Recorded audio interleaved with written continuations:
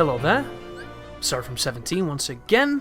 This is my Birth by Sleep Critical Terra walkthrough. This is the Castle of Dreams. It'll be split into two parts as per normal, one the level, one the boss, and we begin here at the fountain taking on some Unversed. We've got some stronger spells now, we're stronger as a character, we've got a gradually growing life bar, and I still haven't used the focus gun at all, which is interesting to see. A really powerful tool that could speed up a lot of these fights, but I'm just not going for it, so there you go.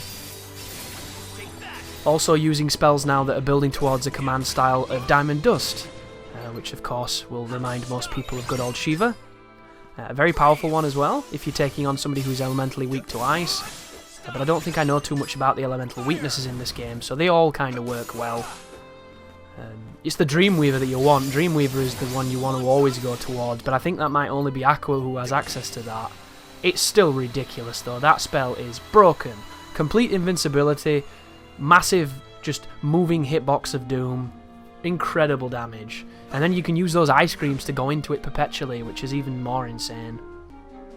And here becomes the music of this sequence, which is enough to torture one's soul, because it's on loop. But every time you get into a fight, it goes away, thankfully. And the fight music is really fun and catchy. But the thing that's worth noting here is, I remember dying on this level. The encounters we're fighting here have got quite a lot of people in them. Whenever there's a lot of people, you need to stay on top of everybody, because if you don't, they'll sneak up on you and they'll do some big hit that does massive damage. You just want to be careful is all. It's so easy to get two-shot by two attacks in a row really quickly, because you just didn't see the boots or something, or you didn't see whatever it was that clipped you. And because of the nature of fights where 6 or 7 enemies pop up at once, if you don't prioritise the right ones, you can get yourself in a spot too. But back to the music everybody loves. Which, if you are a classic, I think it's Cinderella, isn't it? A classic Cinderella fan. There's some nostalgia to it, but it just loops. It loops for the full level, and it's just you're just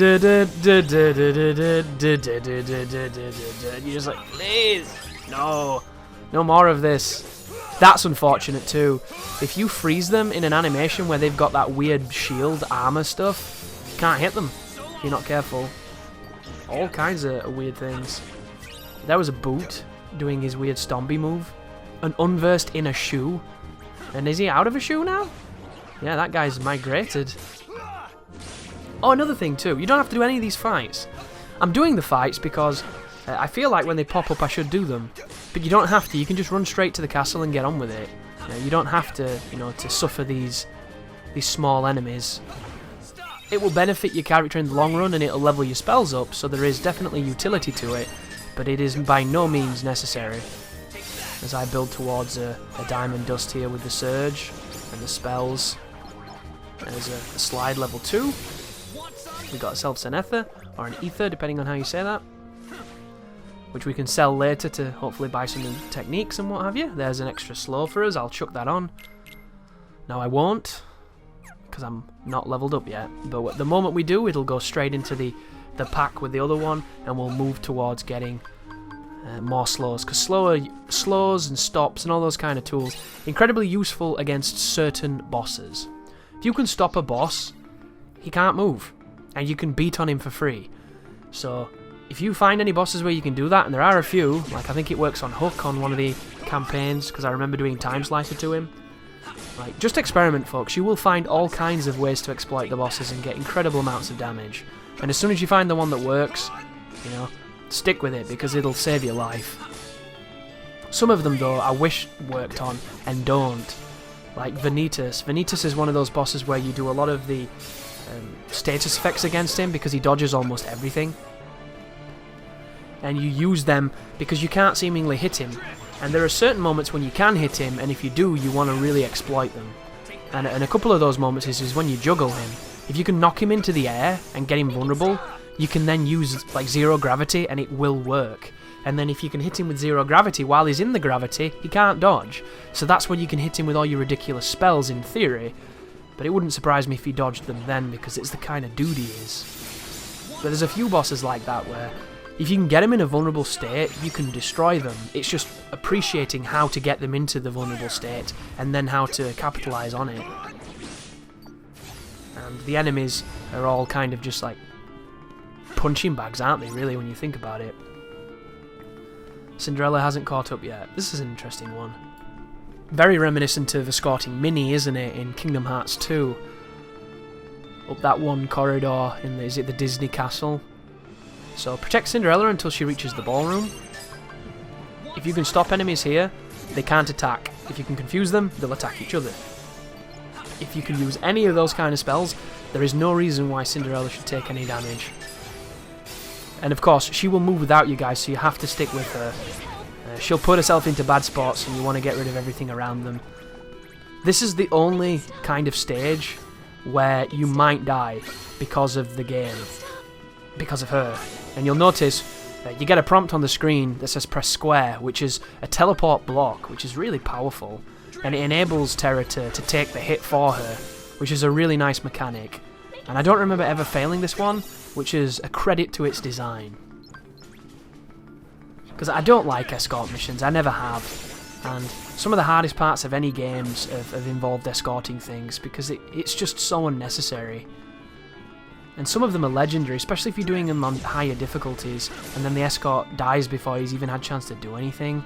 Like, some of those are just brutal, and they never ever play well. It always makes me wonder who likes those sequences for them to have survived as long as they have. I think the escorts should potentially be invincible. It should be a case of you have to fight more enemies if you mess up, or you're at it for longer if you mess up, rather than, you know, just instant fail state because they died. Like, there's just a gracefulness that I don't think a lot of escorts have, and they really needed it. But this particular one is over at that point, so now we can move on to the next part of the game. As I check my abilities and I drop a few to put a few other ones in. I got a lot of fires. Don't 3 fires when added together make a fire aga? Or is it just a stronger version of fire? Is it firer? I think it's firer. I suppose we'll see when we continue.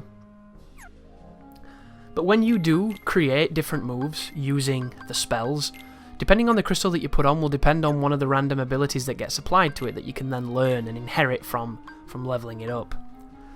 The thing to note is, of course, you want to tailor your guy towards how you play. There's no point tailoring him towards certain aspects of gameplay if it's not your style. Additionally, it seems like we got a new keyblade on the last level and I forgot to pop it on. I do that a lot, so please don't crucify me, guys. You know, it's just, I forget, you know, I get into playing and I just don't think. That's one of the wonderful things about the game, though.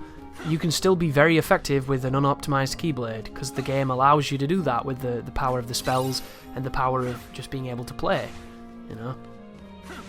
It's a great thing. You could probably do like SL1 base level equipment, and that would take forever, but it's definitely doable because of how the game works. You know, you could even have no commands, no magic, and it'd only just be melee and blocking and stuff, and that would still definitely be very doable, but it'd be incredibly challenging. I have no idea how you would do certain fights just because of the nature of them. Like, hitting people is hard on certain bosses because they just don't let you. Oh, here comes a fat guy from off screen. That could have been death, that, if he'd have hit me correctly then. That's how powerful that can be when you start getting multi-hit by heavy hitters. But we've got some cool moves now. We've got some cool counters. We managed to clean it up, push forward, use fire on fire pots. Obviously a great idea, right?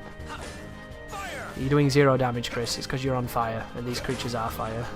Oh, then again, they're stopped, aren't they? So maybe that's why. Here he goes with his ground pound. Interesting. He even killed the fire pot. Wow. He's not that resilient then. Just a cool game, though. I'm really excited for Kingdom Hearts 2.8 because I've never played Dream Drop Distance. And I don't really know anything about the game other than that you can play as Riku in it, I think. And that you do this kind of new movement system where you use lampposts to go fast. I don't know, I hope it's really cool. I might hate it, you know, there's every chance I could hate it, and that would be very sad. But I can't imagine a world where I would, because I'm I like Kingdom Hearts, you know, I'm not the biggest fan of it.